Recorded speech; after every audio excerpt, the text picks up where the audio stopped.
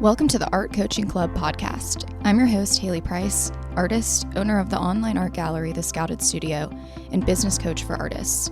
With experience starting and running my own art business, growing an online art gallery, and coaching artists internationally on how to grow their careers, I've learned the art world inside and out.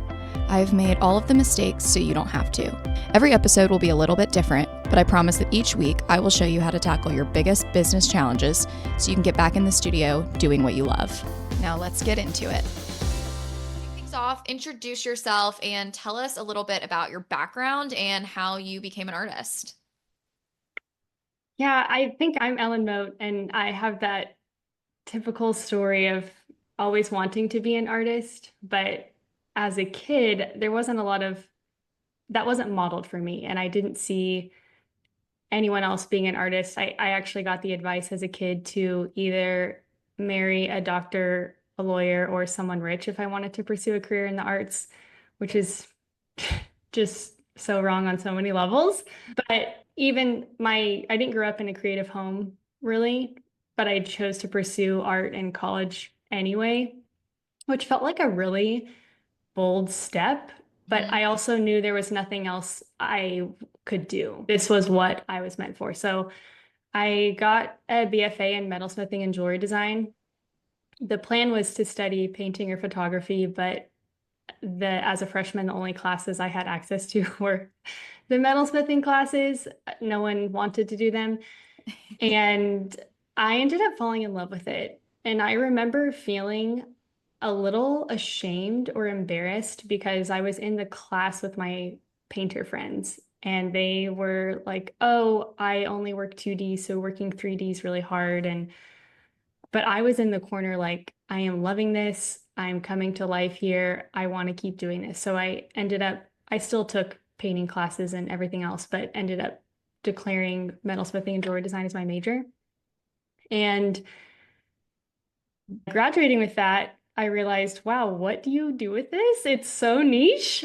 And it's, as a, I think this is a common story, but in the art school world, if you pursue a somewhat non-traditional path, if you're not just going like down the blue chip art world road, then it's like you're a sellout. So making wearable jewelry was the worst possible thing I could do with a metalsmithing and jewelry design degree, even though that's like the most practical and obvious Right.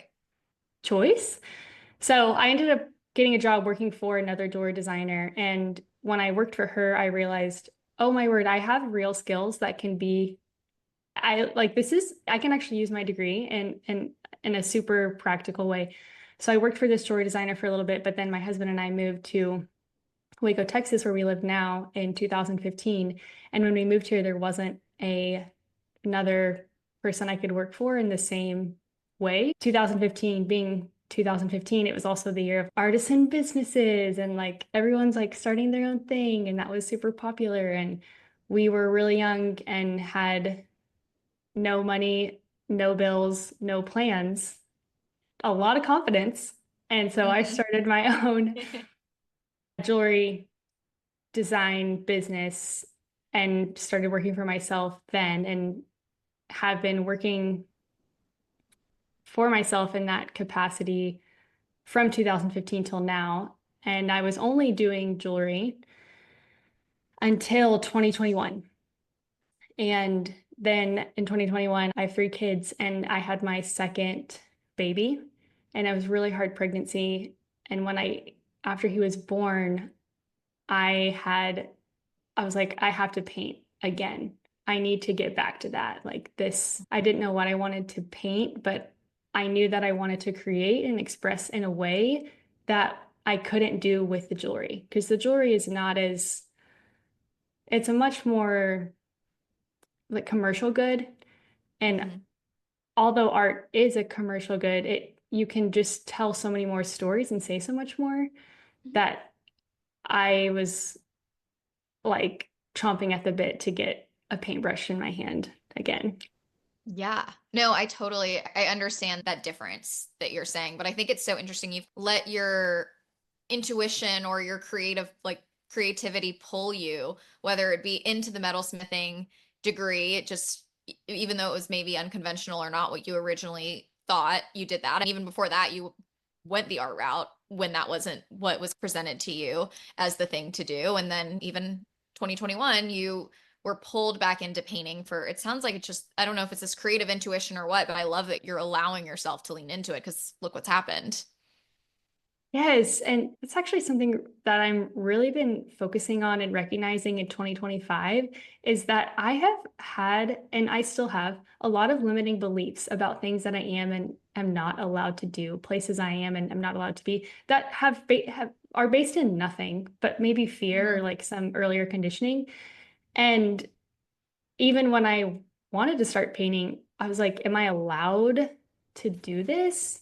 Of course I'm allowed to do this, but I didn't know if I was betraying my jewelry or what would someone think. And I didn't hit me until my husband and I were in Austria. We love to travel. And we were seeing this exhibit and they were showing they had three or four different artists on display and the way that they had set up this exhibition, they were showing the artists work in woodworking, painting, metalsmithing, glass making, and you could see the artist's touch in all of the different fields, and they weren't just known by this one thing. It gave me so much freedom to realize I'm allowed to pursue multiple things, and that doesn't water down any of the crafts or make it less valuable. And I think you see this a lot too. There's so much pressure to like niche down. You can only be known by this one thing. And that I like limited myself by that. I'm Ellen Mote, the jewelry designer, so that's all I'm allowed to be. And I was like, forget that. There's I have so much more in me to give. I don't want to hold myself back anymore. And I think, especially as creatives, I think we can't function that way. It doesn't work with our brains to just do one thing. And it's so interesting because I studied art in school as well. And I do feel like I want to touch on two different things. One, with that art degree, you are pushed to do your art a certain way. So there's all those preconceived notions of I need to do this route and this is how you're successful. And I remember I would sell like little paintings I would do in college and it was like, oh, she's just like selling out and she's like not selling out like selling out, but that's a sellout. Yeah. Like you're doing this for I can't think of another word, but she's just doing this to make a quick dollar. And it was like, yeah, I was because I needed a quick dollar. So I don't know, there was like all those conceived notions about how you had to be like a real artist. And then paired with now, I think, especially with like social media and those things, you see all these other people being known for like the one thing. But it's not a lot of the times, I think, yes, there's some artists that are successful with that way, but I think a lot of the times too, there's a lot going on behind the scenes that we don't see. And I think when you limit yourself to just doing one thing, it really holds you back from what you can accomplish, both from a business perspective, but also just creatively, like creative. I don't know if that's a word, but it holds you back a little bit. So I Mhm. think it's just such an interesting conversation to have because you would be amazed at the amount of people that say, oh, I need to only paint, do I need to only paint one thing to be successful? Or do I need to stick with this one subject to be successful? And it's no, I love when people pivot. I love when people find their voice. And a lot of times you can see the artist's touch, whether it be the medium they're coming back to, the color palettes they're continually using, or like the thing they're saying with their work.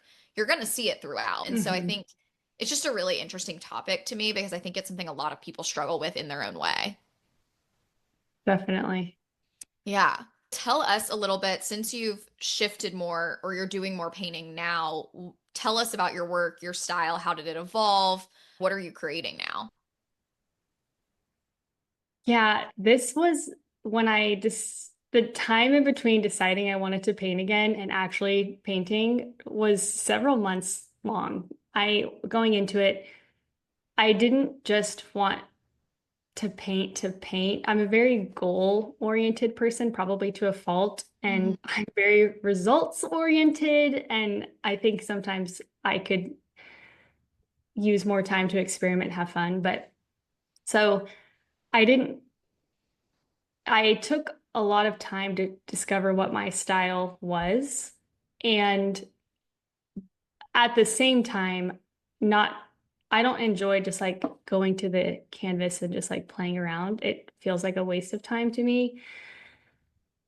So right now, but I did find my style. So I paint with a high fluid acrylic on raw canvas, which is like trending right now. And I paint exaggerated abstractions of the female form. So there, people ask, oh my word, this looks like anatomical, or is that a breast? And I'm like, it is. And I paint the exaggerations in the way that I feel women are valued in the West. So large breasts show the pressure to be sexy, swollen bellies show the expectation that women will have children. And it's all painted in a sheer manner, reflecting my own feelings of invisibility as a woman, also as a mom. And I layer them up because we're also like such layered individuals and multifaceted, and we're more than just what our bodies look like or what our bodies can do. So that's what I paint. A lot of the pieces are symmetrical or an attempt at symmetry, but they're done by hand. So there's nothing that's perfect, but that's just a nod to even our own pursuit of perfection and like the impossibility of that ideal, but we still chase after it. So that is the style I'm working in now. It's really interesting, and I've followed this journey with you for a little bit, but I always love the behind the scenes for the people that have not. But what was the push and pull? I feel, were you experimenting with the material first and then determined like what the subject was in that story? Where you, oh, I want to do something around like exaggerated female forms. What did that, I know it's not like you plan the whole thing and then it perfectly happens, but how did it come to be? Was it a little bit the idea, a little bit experimentation? Like, it sounds like you approached this a little bit more methodically, but what did that look like? So I knew I needed to buy new supplies because I had some paint from high school and college, and I was like, okay, this is not going to work.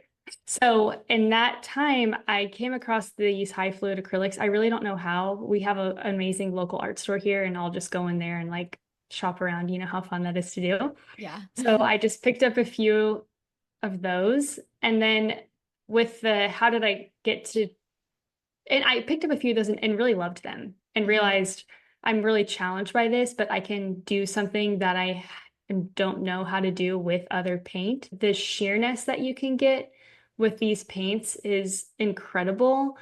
And the way that it can be layered up like watercolor is pretty remarkable too. I also attempted watercolor, but that did not go very well. And then to get to the how did I get to this work now, talking about women and our bodies, I think as artists, our one of the opportunities that we have is to see things and call attention to them. So I mentioned earlier I'm a mom, and throughout my pregnancies and postpartum, and I just was like taking in all of the different comments that people were making to me about my body that felt there was a lot of expectation in the comments, and they weren't necessarily harmful directly, but it was like, oh, okay, so to be good, I need to be like this, or to be loved, or I, and I just thought, this isn't right. I'm worth so much more than my body, and you're worth so much more than your body. And I think it's an important thing, an important message. I was scared to to do that though, to call attention to that. And so it just came from my own experience. And I think that's a huge gift and asset that we have as artists, is to make work that can call attention to something and also be beautiful and something that you like want to look at. And I think you're achieving that in so many levels. I think it's so interesting. How have you thought about, and this is a businessy type question, but really, how have you thought about marketing it? And how much have you leaned into telling that story about what they're about versus letting the art speak for itself? I know some artists want the art to speak for itself more. Some people really want to share that back end first. How are you approaching that? And then two, we can get into kind of how are you actually marketing this collection? Yeah, this is something I'm working on unblocking a little bit because I have had pushback on the work. Not everyone agrees with it. That's totally fine. And we all have our own experience. But being more direct about the work on social media is something I've been working towards, but still sends shivers down my spine because it's scary to be that vulnerable. And Yeah. yeah, I can totally do that in conversations. It's a lot easier. But I write on Substack, and so I've written about it on Substack a little bit. I know you've seen that, but that's definitely something that I know I can do, talk about it a little bit more clearly. I think sometimes there's a fear that if you do speak too directly, that you will lose a potential fan. But I know that at the same time, you could gain 10 more because people do resonate with the clearest, most understandable, easiest to digest thing, even if it's uncomfortable. And in my most recent solo show with this work, there was I knew that the work was communicating what I wanted when there was women in there crying and saying, I feel so seen by this. And you did something with this work that I don't have words for. And thank you for doing this. And so that was a really powerful thing and did give me confidence to keep going. And then how am I using social media? Well, Yeah. first I want to say you just gave me chills with all of that. So Oh, so glad. no, I think I just want to share before we transition to social media, which is not as like intense. I think it's really powerful that you have a grasp on the emotions that your work is channeling, and I actually think it's successful that people disagree with it and that you're getting pushback, which I think is so hard because I don't want to put words in your mouth, but I know when people ever say anything negative about my work, it is a part of you. You've put so much into it. So when people say something negative, it hurts so much more than if they say something negative about something arbitrary. So it feels like a very personal attack. But so I think in that way, it's harder probably for you to share. But when you do, I almost think you're making more of an impact, like you said. You're bringing people to tears. And if there's some people who don't agree with it, you have these two polar ends, and I think it means you're really affecting the people that you really need to be affecting, and I think that's really powerful. Yes. Yeah. Early on, I had in my business, I had a difficult situation and got a lot of criticism. And I just called my mom crying. I don't know what to do. And have I made a huge mistake? And she said, Ellen, if no one's criticizing you, you're not doing work worth doing. And so instead of viewing the criticism as a reason to slow down, that's actually a reason to keep going because it means your work it matters. Yeah. Yeah, it's such a good word of wisdom. Yeah, but it's hard. So let's speak to that. Yeah. I follow you or subscribe, whatever we want to call it, on Substack. And so I've read through some of the stuff there. But how else are you telling this story, whether it's social media, Substack, just the different channels you're using? Yeah, I primarily use Instagram and Substack. Those are my top two. I'm trying to get into LinkedIn. Are you on LinkedIn, Haley? I'm not. I've locked myself out of LinkedIn 3 years ago and have just not taken the time to find my password.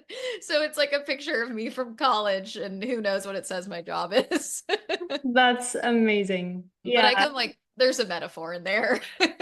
totally. But no, I've Yeah. heard great things about LinkedIn, so speak to that. Yeah, I should say when I am getting into LinkedIn, I am 2 weeks in. Okay. This is really new for me, but I think I wrote it off for a long time because it seemed like such a professionals platform and like super businessy. And I like don't understand the language and how people do things and stuff. But I also realize there's a lot of potential opportunities and clients there that they need artists for projects. And so just like sharing my goal right now is every week when I send out a Substack post to repost that or like something about it on my LinkedIn and just give some like one line connection to why it's applicable to be shared on LinkedIn. And I think it's like a typical business person would be sharing what are their like work projects that they're doing. And I'm also a business person, so I can share my projects too.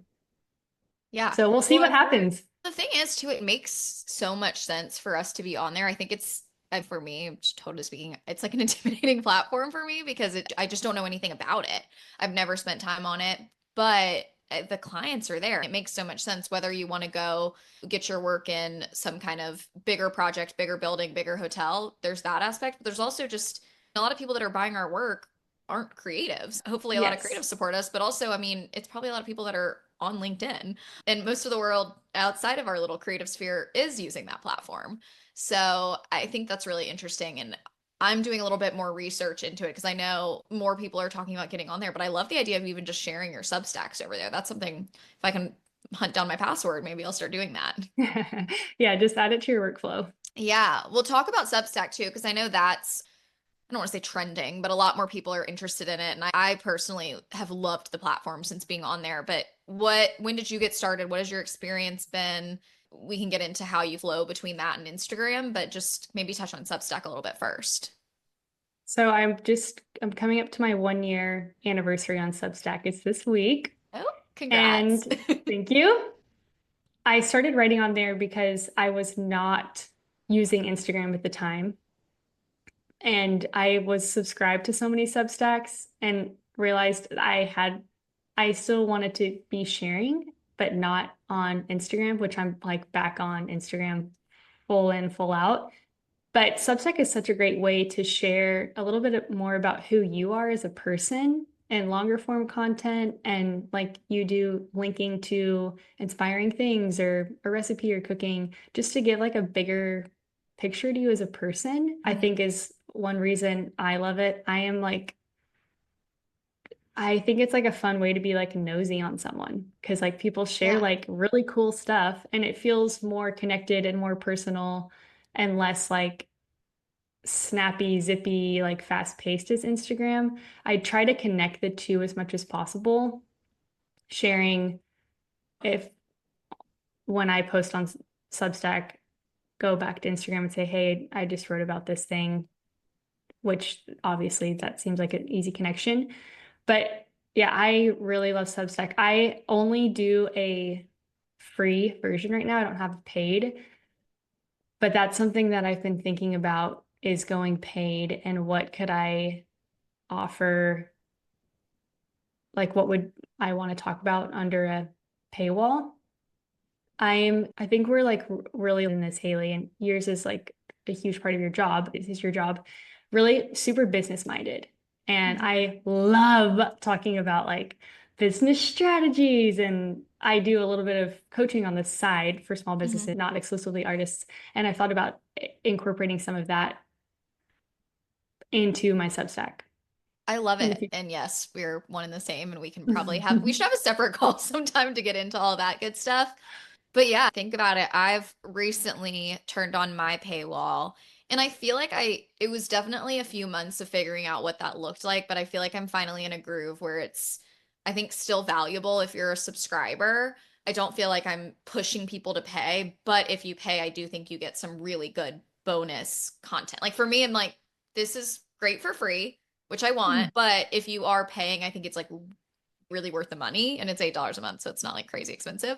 But it is an interesting concept, and I think a lot more people are moving to that platform. It's been interesting to be, I'm probably a little bit behind you, like a little less than a year at this point, but just seeing the people that have started moving over there, because you do get a deeper look. I just think about paintings, and I want to talk about Instagram next, but like this recent collection of paintings, there's only so much of a story you can tell on Instagram because you're limited in space. You can, but it just is over the course of more photos and videos and Mhm. stories versus you can really capture someone's depth and point, like where they are at a point in time on Substack. Like I feel like it, like you said, like I'm probably a little bit over the top, but I always link like a million different things because I want people to know who I am. Like this is what I'm reading, this is what I'm watching, and I think that gives people context into who you are as a person, which makes people want to buy your art from a business perspective too. Yes. Yeah, so Yeah. I love it. So you're pulling some of the stuff you're doing there onto LinkedIn, obviously, and then Instagram. You said you're back full force on Instagram. Can you talk about that? And can you also talk about why you took a break? I would love to do that. Yes. The break is not super fun. I have had perinatal depression and anxiety in all my pregnancies.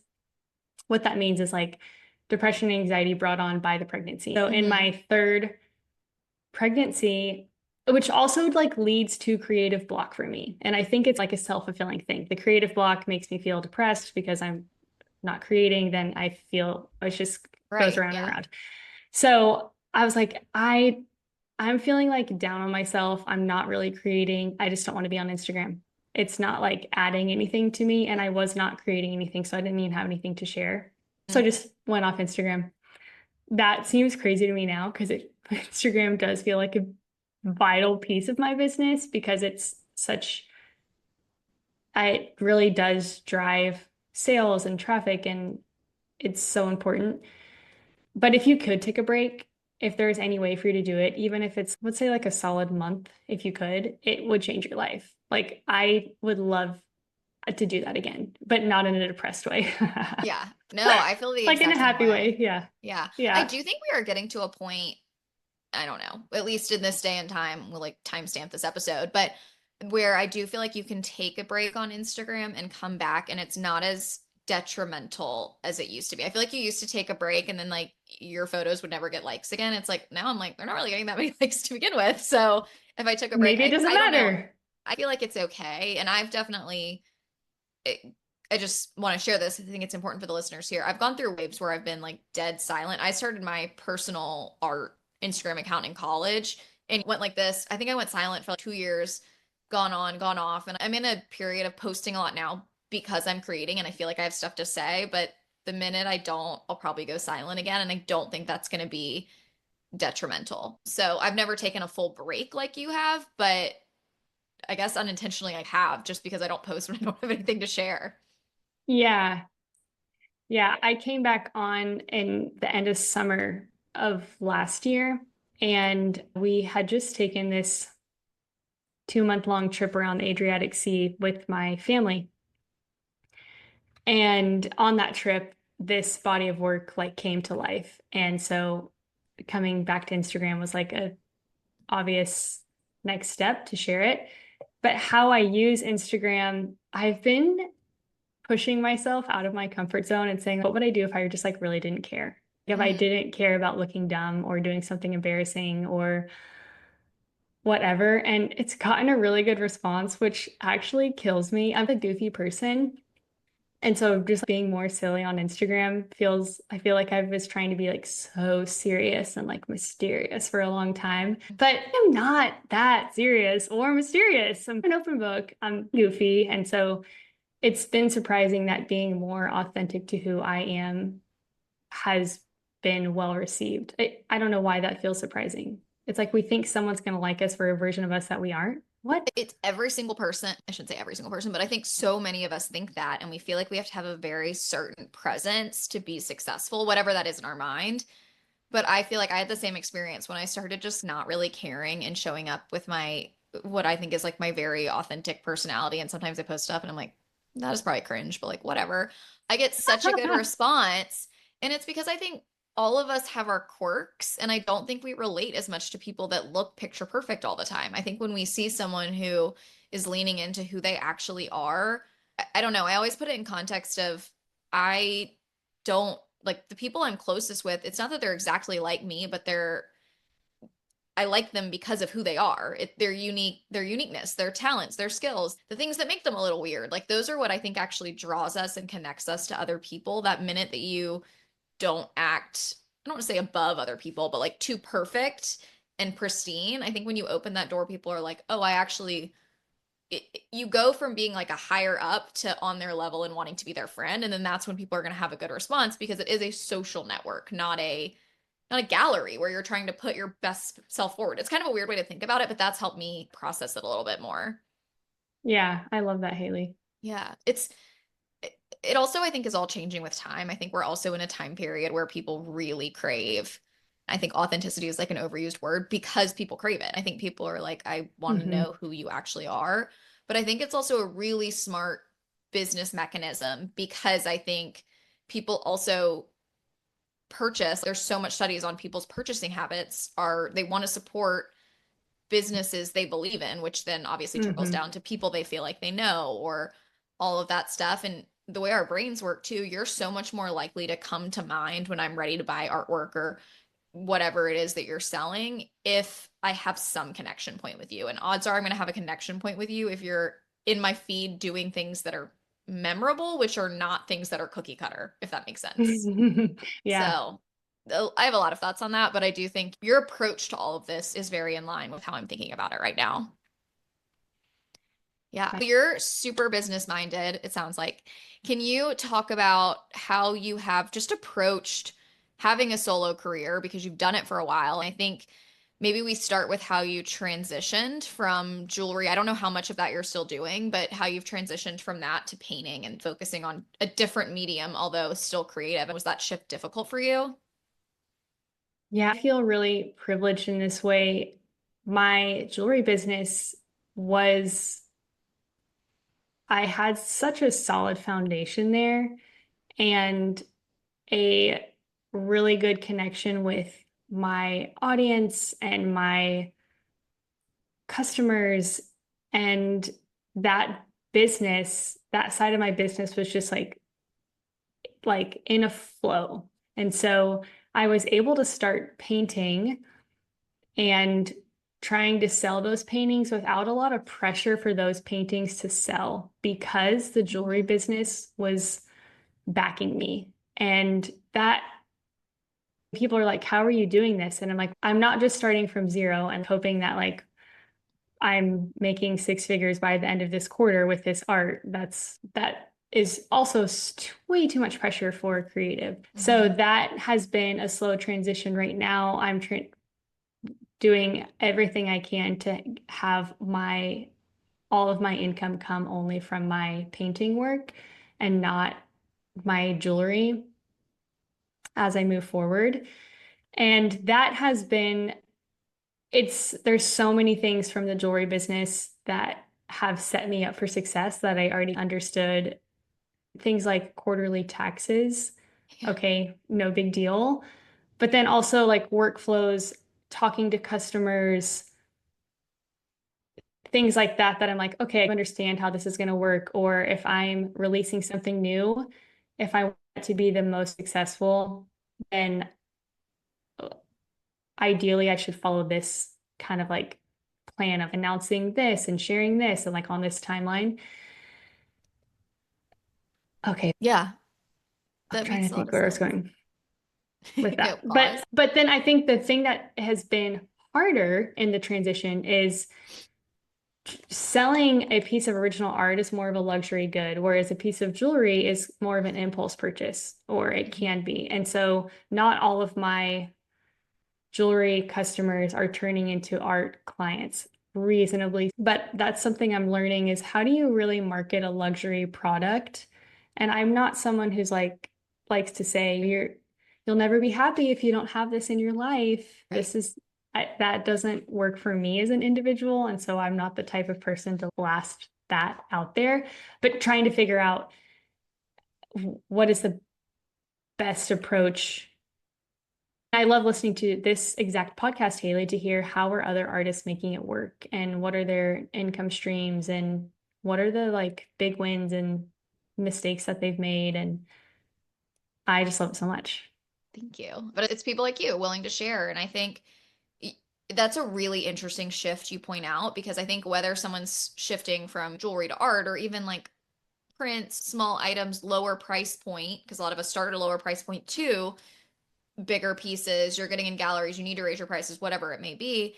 I do think that's a tough shift, and sometimes all of your customers don't transfer over, but it is a shift in marketing too. Like I tell a lot of people, and I think you're doing this really well, it's less of a quick hit. I'm an impulse purchase for most of our artwork. You really have to nurture them. And that's why I think a Substack or a newsletter or continually showing up on your platform of choice where your people are, that's how you start to nurture them so that it might not be the first time they see this painting they buy it. It might be the 10th, but that's okay. And it is a luxury good. Mm-hmm. And generally the pricing works out. You only need to sell one painting for every however many of the lower price Mm-hmm. thing. It's a mindset shift and it's hard because I think we seek like a quicker validation. But I love that you had that timeline where you already had the jewelry going steady that you could really invest in setting it up right, taking some of the pressure off, creating what you want to create. Because I think that's something that's hard for a lot of people. And I'm super honest about that. I tell people, like, don't just jump into full time because you think that's what'll make you an artist. Make sure you have enough flexibility and stability and savings or whatever that looks like for you in place so that aren't pressuring yourself to create something just to create it to sell it. You can really get your system set up. You can create what you want to create, and then you're going to have such a stronger system in place when you are ready to go full time. Absolutely. That's such good advice. Thanks. I don't even know where I'm like, I think I just started talking. I was like, that didn't answer what you were talking about, but I do that all the time. Switching gears a little bit, what have been some challenges you faced and how have you worked or still are facing and how have you worked to deal with those? Yeah, I think my biggest challenges have all been mindset and my own beliefs and believing that I'm worth asking for what I want and worth pursuing what I want. And I'm I don't need to hold myself back to make someone else more comfortable. That has been just overcoming limiting beliefs easily the biggest challenge for me. Yeah. And I think we all have our own version of that we're struggling with. I feel like as creatives, I can relate to what you're saying so much. And of course, in my head, I'm thinking of all the little things that come up, but I think mindset is so important. And I think something that's been really helpful is talking to other people. Do you have a community or like a support network around you that are creatives or maybe that aren't, but do you have a system for that?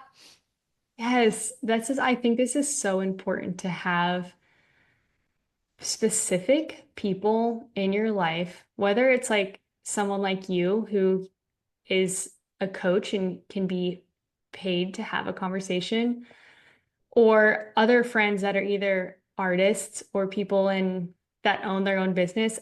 Really try to never talk about this with my just friends because I think I just we can talk about other stuff. We don't have to talk about business, but having artists to support you in either the making of the work and the critiquing of the work, or even talking about business ideas and opportunities and open calls and just art business strategies, but also other friends who work in other industries completely, but are also running their own businesses. And hey, like, what's this? Or are the tariffs impacting you? Or just like anything like that, Yeah. having someone else to say, yeah, this is hard, or yeah, I feel that too, can just feel like such a huge relief to know that you're not the only one. You're not alone. And as artists, we work alone. We're pretty much, I know there's some shared studio setups. I don't have that. And so having friends to call on is vital. It really is. And I think it is so important to have people that get it in some way or another, whether they Yes. be artists, creatives, business owners, like different people you can talk to about different things. Because I agree, like I have a very supportive network, family, friends, but there is a lack of what they can offer if they don't fully understand what you're going through. Not in a negative way, but I do feel like the conversations I have with other artists about business specifically, I leave being like, oh, okay, I can relax. Other people are dealing with this too. It might not always be a solution that I'm getting, but I'm getting some feeling of, okay, I'm not the only one.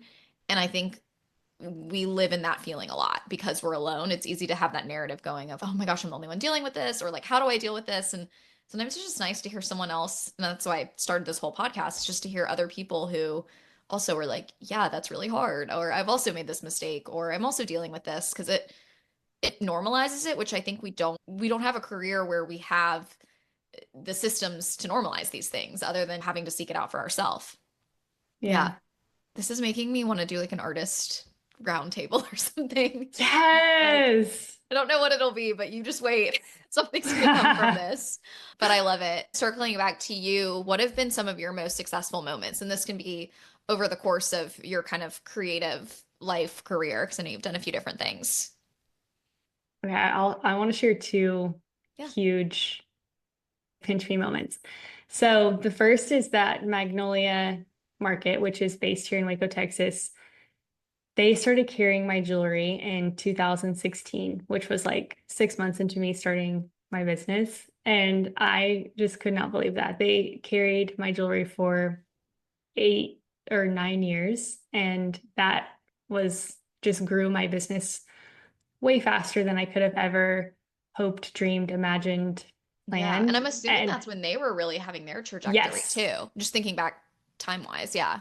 yeah, yeah. And so that felt like unreal to walk in to their store and see the product that I made with my hands. Every piece of jewelry I make right here in my studio, it's not made somewhere else and repackaged. I make it all. So that was really a powerful moment. And then the second one is there's a Texas arts publication that's called Glass Tire. And every week they share the top 5 art events or shows of the week. And my recent solo show was in Glass Tire's top 5 in the opening week of the show. And I just screamed so loud. I just couldn't believe it. Just just to feel like validated was Yeah. really, really cool. That's huge. And I think again, I love that you just pointed out the validation. And that is a huge one. That's great and incredible. But I also think sometimes just getting those little pats on the back, however big Yeah. or small, just, I don't know. We need it sometimes, again, because we work alone. Like sometimes it means a lot to hear other people are tuning into what you're doing and appreciating it. So I love that. Yeah. Yeah. What do you see next for your business? What are you working towards, working on? What does the rest of 2025 hold? Oh my word. Ah.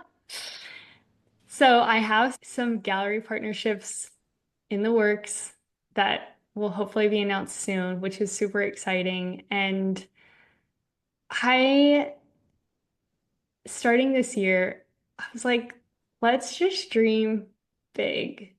And I made a bingo card for the year. Have you Mhm. done this, Haley? No, I love Oh this. my gosh. You're I might do going it to for the rest of definitely, the year. So tell yes. me. So I just printed out a blank 5 by 5 bingo card. In the middle space, which is the free space, I wrote something I knew I was going to do for sure. We have a trip coming up that was already booked, put that in the free space, and then everything else. It's like a goals, but it's also like dreams slash. So I put like some personal things, but also some work things and some fun all over the place. And that has been an unexpected delight of the year. I've already gotten to cross some things off, which just, I like, okay, when you announced at the beginning of the year that you were doing your retreat in Portugal and it was like exactly on your vision board and like you Mhm. showed the pictures and it was like incredible. I wrote some things on my bingo card that were not in my plans for 2025 and have been happening.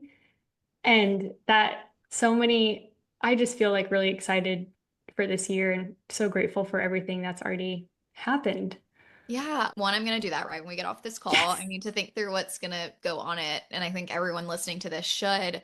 But what I think is so powerful about that, and whether you say it's manifesting or however, there's so many ways you can think about this, but I think it's just honestly your own personal mindset. It's like when you write something down or put it on a vision board or do something where it's physical and you can look at it every day or frequently, it just puts it in the universe, but it also makes you feel like it's possible. Like I think a lot of the times we have these crazy ideas in our head, but if you had never written one of those down, I don't think it takes writing it down to be like, okay, this is a possibility.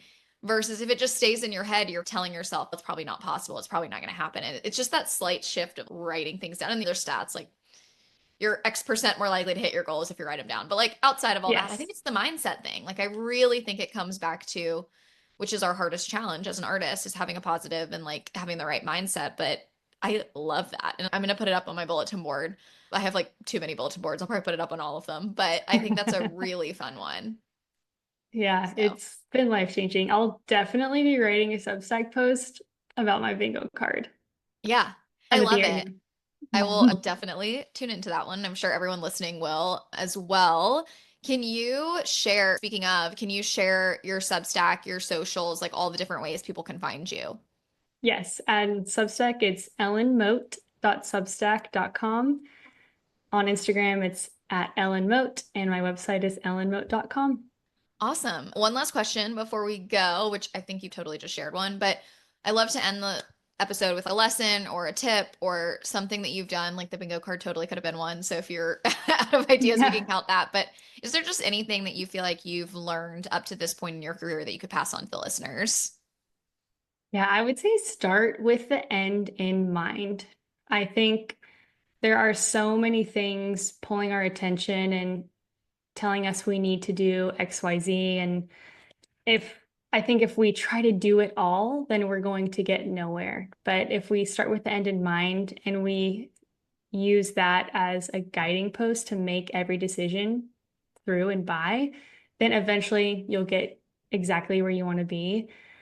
And I know that there's can be a lot of pushback with setting goals, but if you think of goals as a map and they're just guiding you where you need to go, you can totally do that. You can totally take one step at a time to get you closer and closer to where you want to be. And it's not threatening or forceful, but just a beautiful journey. Yeah, I love that. And I think that's such a great one. I feel like you think that way. I feel like I think that way. I'm always like, what is the craziest thing that this could turn into and like work backwards from there? But I don't think a lot of people do. I think people like limit themselves a lot and start with just the first few steps, which I think if you think with the end and then kind of work backwards to what's the one thing I can do today to get me to that, you're destined to succeed. So I really love that. This has been such a great conversation. I also am like, okay, I need to schedule another call with you just to talk through like everything because I you Yes. just sparked all these ideas in me. But I appreciate your time so much. Thank you for your patience as my Zoom recalibrated this morning. But yeah, thank you. This has been wonderful. Thank you so much, Haley. You are just a joy to talk to. So are you. I will just let you know I'm working ahead a little bit. This is like the one thing in my life I'm actually like ahead on is the podcast. So it'll probably come out early. What are we in? We're almost May. So probably early June. It should be like a month-ish, but I'll keep you posted. My assistant does like a great job with creating all the social stuff and keeping you up to date with dates and all that. But yeah, I mean, I'd also love to just stay in contact, stay up to date with what you're doing and talk about all this because yeah, this was such a great call. I know you are such an inspiration, Haley. I'm so proud of you. I just admire how you were like, yeah, I can do this. And you are, and you're really good at it. And Thank you. I have so much respect from you, and I'm so grateful for all the ways that you are using your unique ability to create beauty in this world through the art that you make and through this podcast and your Substack. And it's, I just hope that you can receive this and that you're proud of yourself because you're doing really good work. Thank you so much. I feel like I needed to hear that. And that was so beautifully said. And oh my gosh, that was so nice. But same to you. It means even more coming from you. I think getting to talk like this to other artists that I admire so much and that are doing it, that's like a dream come true. But I think yeah, it's great. So this has Yeah. been so fun. Ah! I'm just like sending you a virtual hug. I know. I'm like, okay, getting a little like warm and fuzzy on you. No, this I was love it. fantastic. And I'll do everything I can to obviously push this out, push your stuff out. But then, yeah, if you ever think of other ways to collab or just keep me posted on the things you're doing in the future, I love like shouting out artists. If you have a solo show, not that I have some huge following, but like, here's things people are doing this week that are in my circle and stuff. So I just would love to stay in touch. Absolutely, Haley. Yeah, I love it. I'll keep you posted on all things podcast and then we can just go from there. Sounds good. All right. I'll talk to you Have a soon. great day. You All too. right. Bye. Bye.